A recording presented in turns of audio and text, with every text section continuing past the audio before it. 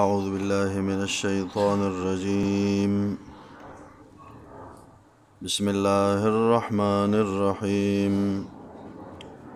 الحمد لله رب العالمين الرحمن الرحيم مالك يوم الدين.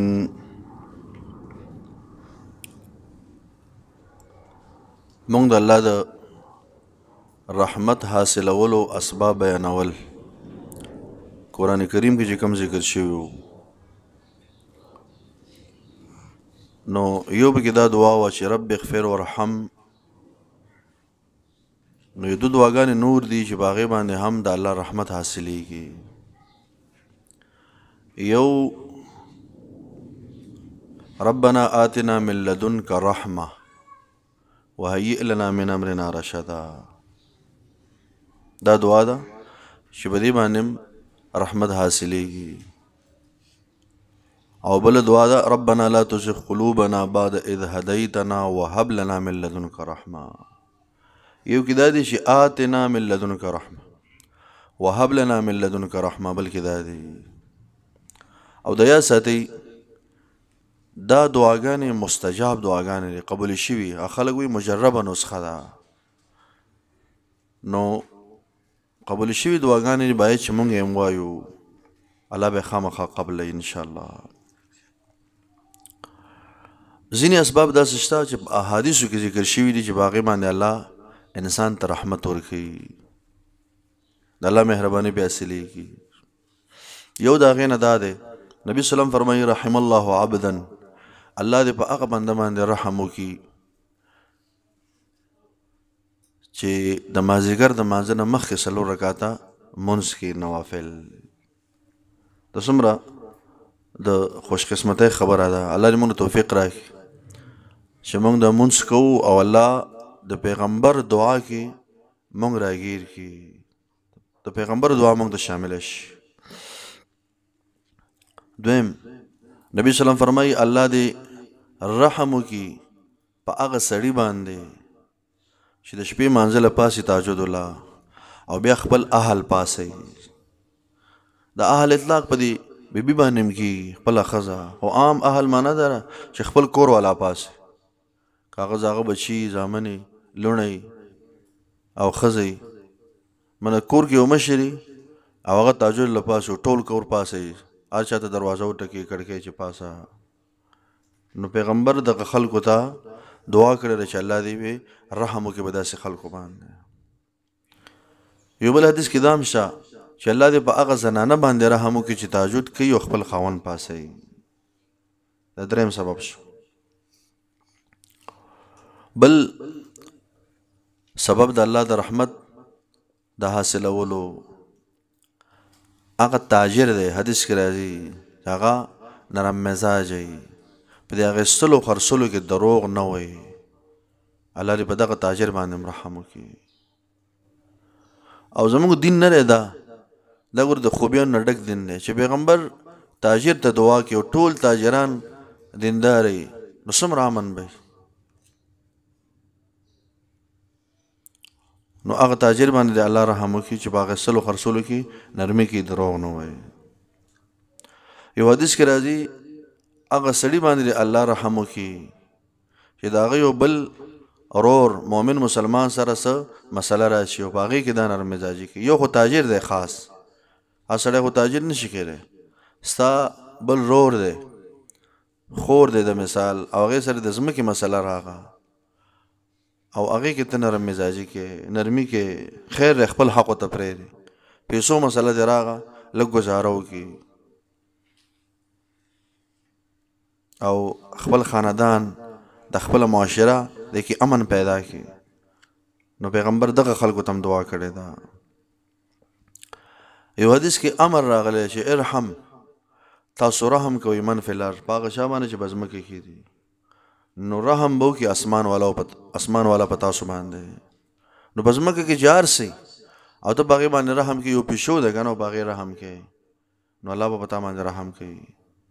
تاسو ته معلومه ده چې د یو سپي د وجې نه یو فاحشه زنانه الله جنت ته بوتله. سو رحم یې به کړی. رحم دا و چې هغې وله هغه سپی تږی و او هغې وله اوبه ورکړي. نو د سپي په خدمت باندې یو فاحشه زنانه الله جنت ته بوځي. نو چې به یو سړی د مؤمن مسلمان د نیک انسان د یو طالب علم د یو عالم احترام کې الله به خامخا جنت ته بوځي، خو چې د الله دپاره وکړي. یو بل حدیث کې راځي رحم الله والدن، الله دې په هغه پلار باندې رحم وکړي چې په خپل زوی سره خپل اولاد سره په نیکۍ کې معاونت کوي. یو پلار دی او ته علم لره رسولی، نو دغه پلار ته پیغمبر دعا کړې ده، د رحمت دعا یې کړې ده. د اسباب دې لپاره بیانېږي چې موږ تاسو دا خپل کو، الله نه هم غواړو، د الله د رحمت سببونه وو. نور اسباب هم شته چې خلک یې لټوي قرآن حدیث کې نو پیدا کېږي. دې سورت مریم کې نه د الله د رحمت اسباب ذکر شوي دي، خو اشارتن. او حکمت القرآن کې شیخ امین حفظه الله هغه جمع کړي دي، هغه ته اشاره کړي چې دا دي خپل قرآن کې معلومیږي چې سړی ګوري شپېتو نه زیات دي د الله د رحمت اسباب. یو پکې مثال دعا ده، الله نه سړی دعا غواړي په پټه باندې. نو الرحمن الرحیم.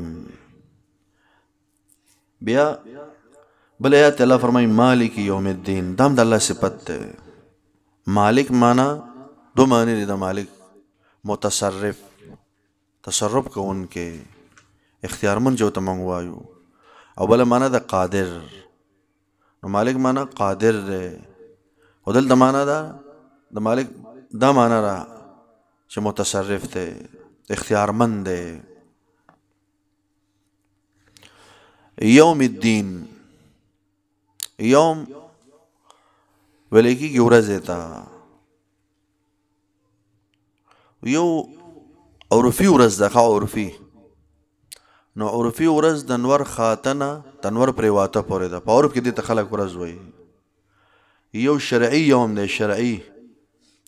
نو هغه د طلوع الفجر نواله ته غروب الشمس پورې ده.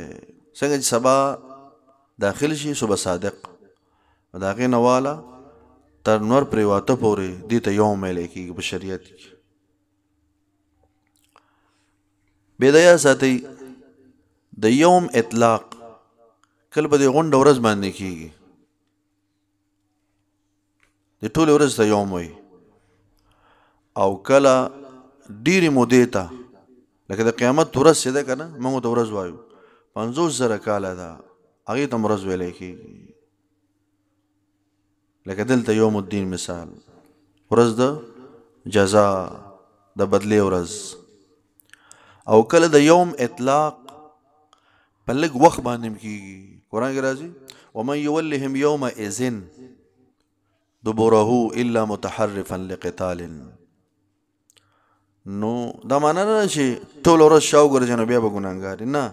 یومئذ معنا دا چې لږ وخت کې دا دشمن ته شا کي او تختی، نو دا سړی ګناهګار دی. آیت کې ځان له مسله را غرض دا دی چې د یوم اطلاق کله په دې ټوله ورځ باندې کېږي او کله په لږ وخت باندې کېږي. یو یوم عرفي دی، بل یوم شرعي دی. الدین، الدین دلته معنا ده ښه بریږي راوسته خیر. د دین معنا دلته ده ورځ د بدلې. د دین ډېرې معنی دي. الدین یو معنا دا ده بدلې معنا پکې پرته ده. نو یوم الدین معنا دا ده د بدلې او د جزا ورځ. کله د دین اطلاق په عقیده باندې کېږي.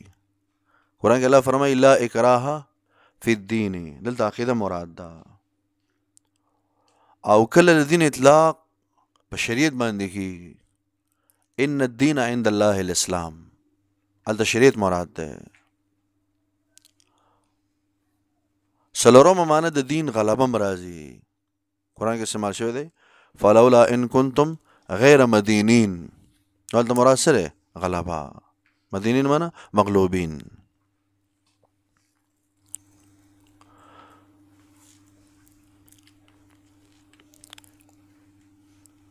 کله دین یو حد ته ویل کېږي، شرعي حد یې که نه، نو هغې ته دین وایي. دینه قرآن کې راځي ولا تأخذکم بهما رأفة فی دین الله. د الله په دین کې یعنی د الله په دې حد کې چې الله کوم حد مقرر کړی دی.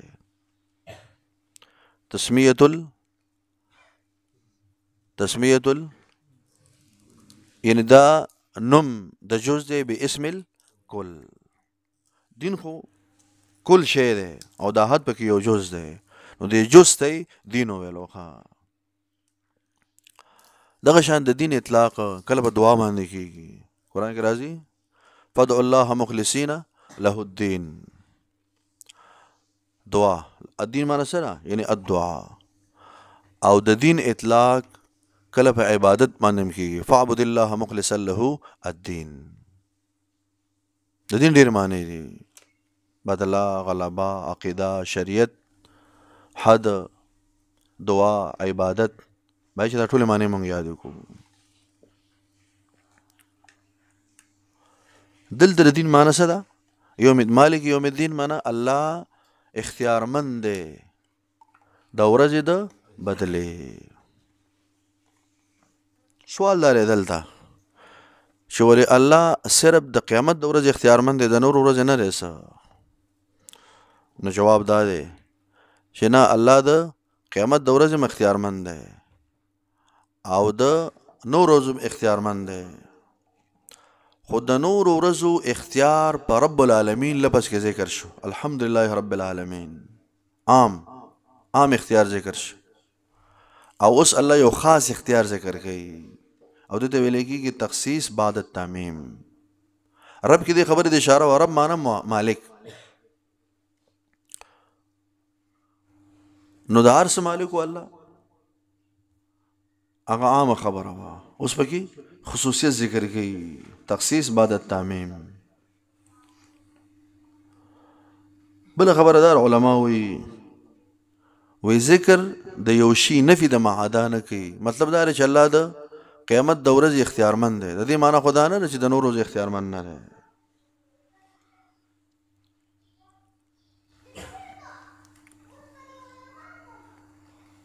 مناسبت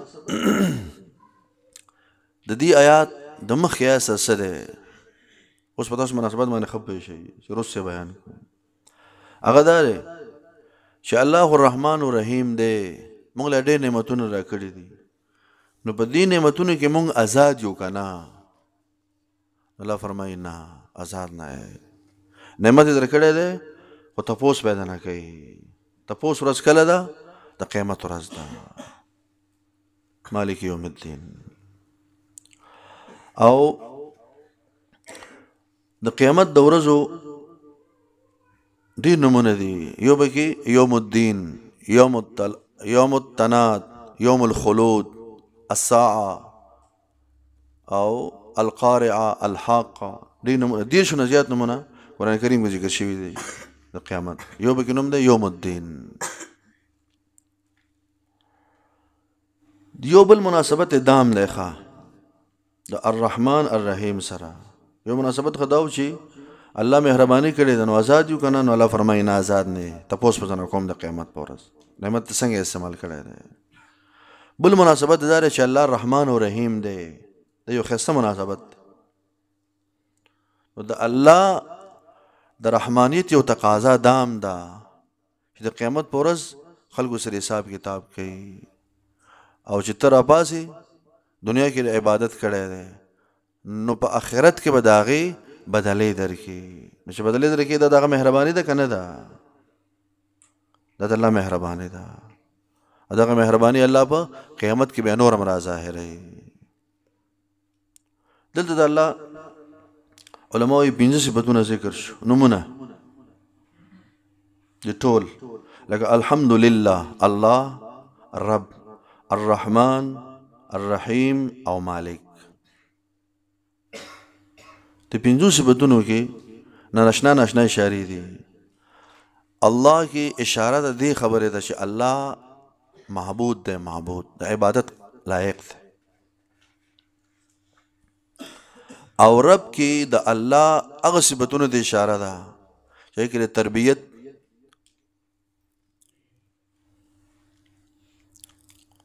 اسباب بیان، نور صفاتونه چې کې تربیت معنا پرته نو په دې رب کلمه کې هغه ته اشاره شوی ده. او الرحمن الرحیم کې د الله هغه صفاتونو د اشاره شوی ده چې هغه د شفقت او د مهربانۍ او د احسان صفاتونه. او مالک کې الله رب العالمین هغه صفاتونه د جلال ته اشاره شوی ده. الرحمن الرحیم کې صفات جمالیه دي او په مالک کې صفات جلالیه ذکر شوی دي. علما وی د 5 صفاتونه د الله، د 5 نمونه د الله دا جامع دي ټول صفاتونه لره، هو کسره وته لک سوجو کې دا بلې ان شاء الله به سوال وایو. سبحانك اللهم